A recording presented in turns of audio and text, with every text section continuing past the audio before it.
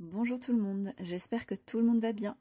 Aujourd'hui, je vous propose qu'on parle de la Magnetic Stenciling Tool de Action à 3,99 €, toujours en ce moment dans les magasins Action. Donc c'est la marque Love to Craft. Alors je vais vous parler du kit, ce qu'il contient. On va faire un premier test ensemble puisque je ne l'ai pas encore testé, on va découvrir ensemble et puis on va la regarder de près. Voilà, on va étudier la question, savoir si c'est intéressant ou pas ce genre d'achat. Alors déjà, dans le kit, on a cette plaque magnétique qui fait exactement... non, pardon, c'est pas une plaque magnétique, c'est une plaque en métal. Elle est fine, mais elle est assez rigide. Et elle fait exactement les dimensions du A4, donc 21 par 29,7 cm, avec un marquage, comme vous le voyez, tous les 5 mm. Voilà. On a aussi dans le kit, hop, cette règle souple ici. Voilà, elle est magnétique celle-ci. Et donc on est en centimètres en haut et en inch en bas. On a les dimensions qui partent de 0 au milieu. On va vers le 14 à droite et 14 à gauche. Voilà, elle fait exactement les dimensions de la plaque. Et puis on a 4 aimants forts, voilà, qui sont recouverts d'une feutrine pour ne pas rayer la plaque. Donc ça j'apprécie. C'est déjà un bon point. Et on a aussi 7 notices, voilà, avec cette partie-là en français. Donc qui décrit comment utiliser les pochoirs avec cette plaque, puisqu'elle est pour ancrer à travers des pochoirs sur un fond papier. Voilà, donc moi je vais la mettre comme ça. J'ai préparé un papier test. Donc c'est une chute de papier qui m'a servi pour vous faire un tuto. Voilà, je me suis trompée pour les dimensions. Donc je l'ai gardé et on va l'utiliser ensemble. Alors, j'ai préparé aussi un pochoir. Donc un stencil, je vais le mettre comme ça. Je vais mettre les bords larges, vous voyez, pour qu'il dépasse sur les côtés, que ça ne fasse pas un marquage bizarre sur mon papier. Je vais décaler un peu les motifs. Voilà. Et je vais venir placer tout ça avec mes aimants. Donc, je les passe aux 4 coins. Et j'ai préparé une Distress Oxide. Donc celle-ci, c'est la Ripe Persimmon. Donc c'est une très jolie couleur. Donc ça veut dire kaki mûr. J'ai fait la recherche sur Internet. Donc les kakis, vous savez, ce sont les fruits orangés qui viennent d'Asie. Voilà, donc c'est un très très bel orangé chaud, j'aime beaucoup. Donc j'ai préparé mon blender. Voilà, je viens le charger un petit peu. Et je vais partir sur le côté. Alors j'ai le réflexe de tenir avec ma main. J'essaie de pousser ma main, voilà, pour que on voit vraiment si ça fonctionne ou pas. Donc là j'ai un petit mouvement de mon papier de temps en temps, mais le pochoir suit en fait.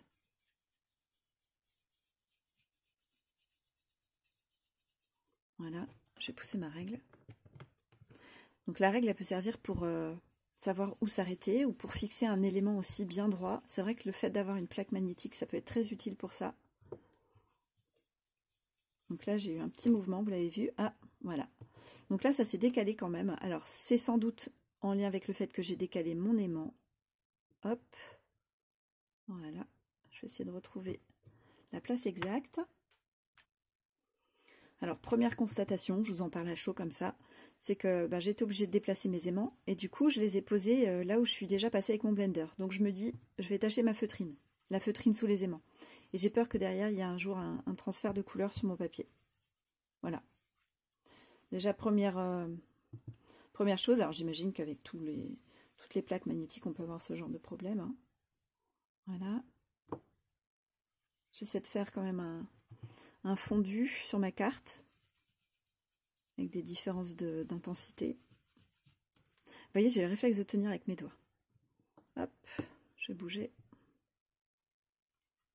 Alors quand je force pas, ça ne se déplace pas. Voilà, je sens bien que ça tient. Il va falloir quand même être attentif. Hop, je vais foncer un peu ici aussi. Là, il y a un léger décalage, j'ai l'impression.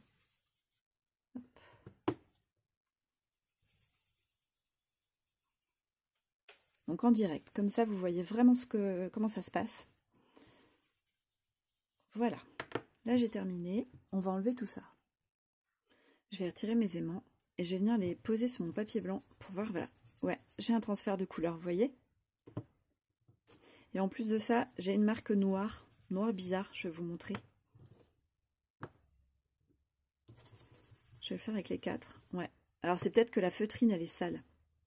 Aussi, au départ. Mais voilà, elle a aussi ramassé un peu de couleur. Je vais vous montrer ça. Alors là, franchement, c'est cracra. Hein. Ça, là, ces taches-là, clairement, c'est que la feutrine est sale, je pense. Après, on voit mon orange hein, qui passe. Voilà. Donc, il y a eu un transfert. Le fait que je pose mes aimants, effectivement, sur le pochoir déjà ancré, en fait, ben, forcément, ça a pris de l'angle. Donc, ça, il va falloir y être attentif. Ensuite, mon résultat, il m'a l'air très, très bien. Waouh, il est même très joli. Vous avez vu ça, cette couleur, comme elle est belle. Je l'aime beaucoup. Alors, c'est vraiment intéressant de pouvoir travailler sur les dégradés. Voilà, faire des intensités de couleurs différentes, mais lissées, pas trop marquées. Alors, on voit une petite marque ici, on voit une petite marque là. Voilà, forcément, il y a des petites zones où j'ai pas été trop attentive, mais pour travailler, quand même, c'est pas mal. Alors, étant donné que cette plaque, elle est recouverte d'une peinture, je vais aller directement avec mon spray et mon chiffon pour nettoyer dessus. J'essaie de pas trop me tacher les doigts. Voilà. Donc la plaque, elle se nettoie très bien. Alors en tout cas pour ce qui est de la Distress. C'est une encre qui réagit à l'eau, donc forcément ça aide. Voilà, donc pratique pour que je nettoie mon pochoir directement sur ma surface de travail, sans tacher mon tapis en dessous. Alors le fait que ce soit du A4, c'est peut-être un petit peu juste. Ça dépend de la taille des papiers que vous ancrez. Après, quand c'est pour faire des cartes, si vous faites des 10 par 15, voilà, on n'est pas gêné. Hein. Je ne vous ai pas donné les dimensions du papier que j'ai testé. Hop, je suis en inch. 13 cm par 13. Voilà, pour vous donner un ordre d'idée. Donc là, j'ai pu nettoyer mon pochoir. Ma plaque, elle est propre. J'ai fait un zoom pour que vous voyez mieux. Alors maintenant, on va se mettre en situation pour un autre test. On va imaginer qu'on a un alphabet à poser sur cette carte. Voilà, on veut le poser droit. Ça, c'est toujours un petit... Enfin, il y a toujours... ouais, on se casse un peu la tête. Donc, il suffit là de poser, donc de centrer la feuille par rapport au tracé sur la plaque. On utilise la règle. Voilà. Alors, je vais mettre, par exemple... Admettons que je vais le mettre ici, mon alphabet. Hop, je vous montre. Et que j'ai mis ma règle droit, bien droit. Ma feuille est maintenue, ça ne bougera pas et je peux poser mon alphabet. En plus de ça, puisqu'on a les mesures en centimètres, c'est intéressant puisqu'on peut, calculer l'espacement entre chaque lettre pour les poser bien. Voilà, ça peut être un vrai gain de temps plutôt que de faire des marques sur le papier par exemple. Et maintenant, je vais vous parler de chaque élément, on va regarder ça de près. Alors déjà, on a la règle, donc les centimètres en haut, les inches en dessous. On a une mesure tous les centimètres et puis tous les 0,5 mm, donc c'est pas mal.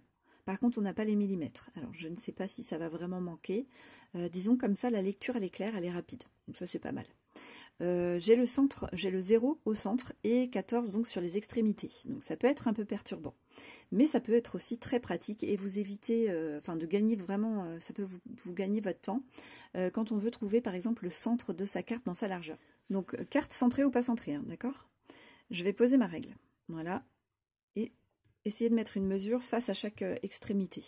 Donc là ça tombe très bien, mon papier fait exactement 13 cm de largeur, donc ça tombe très très bien. Donc là j'ai le 6 et là j'ai le 7, ce qui veut dire que je ne suis pas centrée. Donc je vais tirer ma règle, puisqu'elle est métallique en plus, il suffit de la tirer ou de la pousser.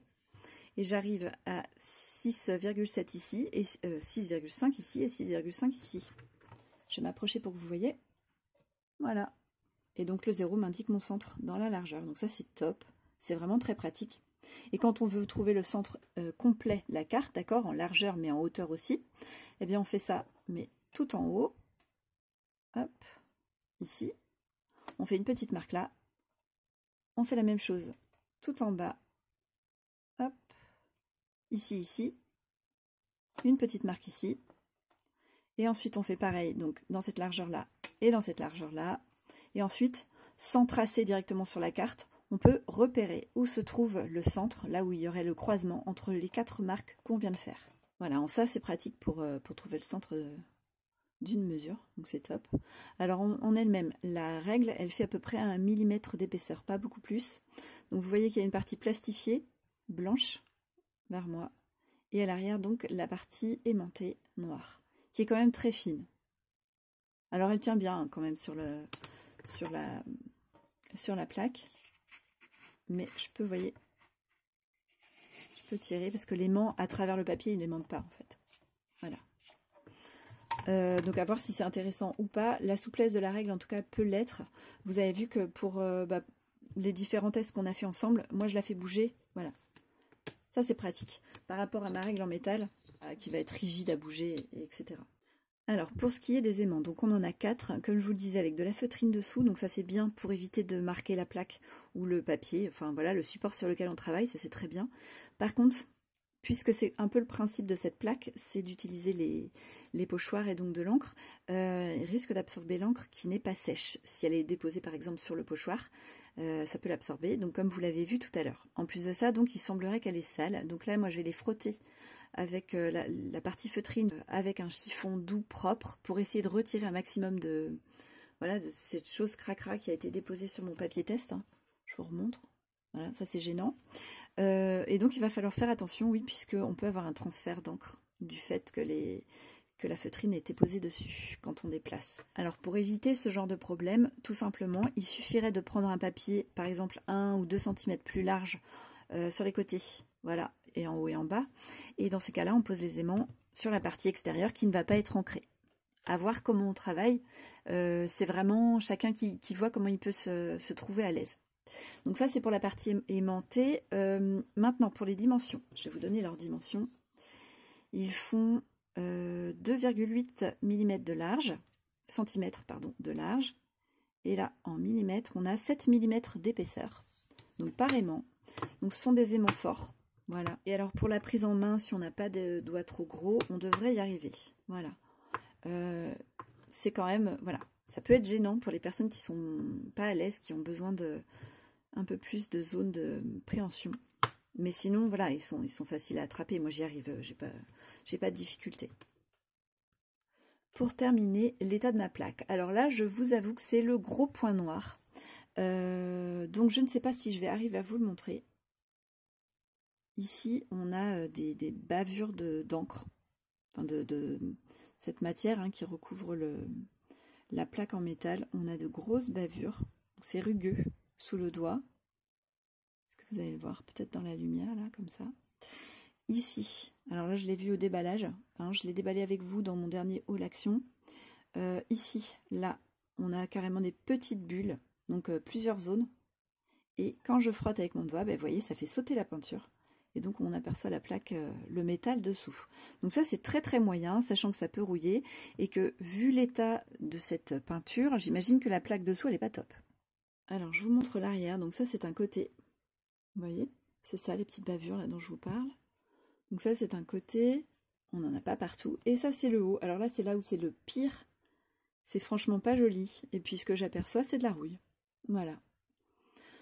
Donc bon, c'est du matériel Action qui a coûté 3,99 €. Après, chacun se fait son idée, mais c'est pas satisfaisant quand on a un article voilà, qui est mal fini. Franchement, c'est pas satisfaisant. Donc, je vous ai livré les éléments comme je les ai, comme ça me vient. Je vous laisse vous faire votre propre idée. Pour ma part, 3,99 €, forcément, c'est tellement pas cher que, bon, du coup, c'est acceptable pour moi. Et puis, j'ai quand même un rendu qui est intéressant. Voilà, je vais continuer de la tester vraiment pour voir si je suis à l'aise. Je pense qu'avec un peu de maîtrise, j'arriverai mieux à éviter les mouvements de mon pochoir et donc à avoir de très jolis fonds. Disons que moi, personnellement, si je dois vous donner mon propre avis, j'en suis plutôt contente par rapport au prix. La qualité, elle n'est pas là. Clairement, elle n'est pas là, mais ça fait le job. Donc voilà, à voir si ça vaut le coup d'investir beaucoup, puisqu'on a quand même des marques qui nous vendent des produits assez chers, et ça peut être toujours un peu gênant, parce que les pochoirs, on ne les utilise pas tous les jours non plus. Voilà pour cette revue sur la Magnetic Stenciling Tool. J'espère que ça vous a apporté des informations qui vous seront utiles pour faire votre propre choix. Si vous avez des questions, n'hésitez pas à me les poser en commentaire, et puis on se retrouve très bientôt pour d'autres tutos, des hauls et des tests. Bye bye!